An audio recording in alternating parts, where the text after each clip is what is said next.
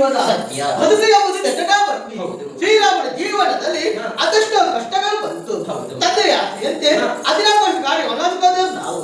ಅಲ್ಲಿ ರಾಮಕುಮಾರರು ಬಂದು ಈ ವಿಷಯಕ್ಕೆ ಮಟ್ಟವನ್ನು ಕಟ್ಟಿದವರು ನಾವು. ಮರಳಿಗೆ ಎಂದಿಗೆ ಬಂದಿದ್ದೇವೆ.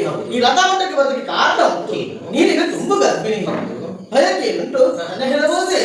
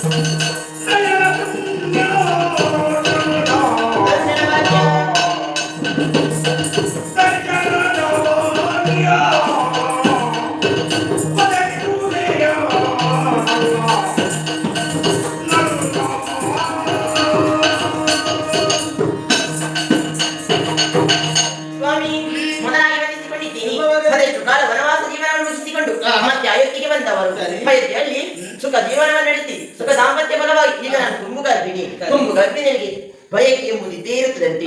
ಹಾಗೆ ನನಗೊಂದು ಬಯಕೆ ಸ್ವಾಮಿ. ಹರೆಷ್ಟು ಕಾಲ ಕಾರಣದಲ್ಲಿ ಆಶ್ರಮದಲ್ಲಿ ಜೀವನವನ್ನು ನಡೆಸಿದವರು ನಾವು.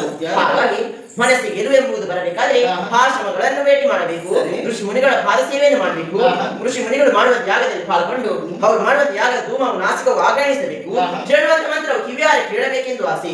ಹಾಗಾಗಿ ನನ್ನನ್ನು ಅರಣ್ಯದಲ್ಲಿರುವ ಆಶ್ರಮಗಳಲ್ಲಿ ಭೇಟಿ ಮಾಡಿಸುವಿರಾ? ಅರಣ್ಯಕ್ಕೆ ಕಳಿಸಿಕೊಡುತ್ತೇನೆ. ಆದ್ರೆ ಈಗಲ್ಲ, ಸಮಯ ಬಂದಾಗ ನಾನಿನ್ನ ಕಳಿಸಿಕೊಡುತ್ತೇನೆ.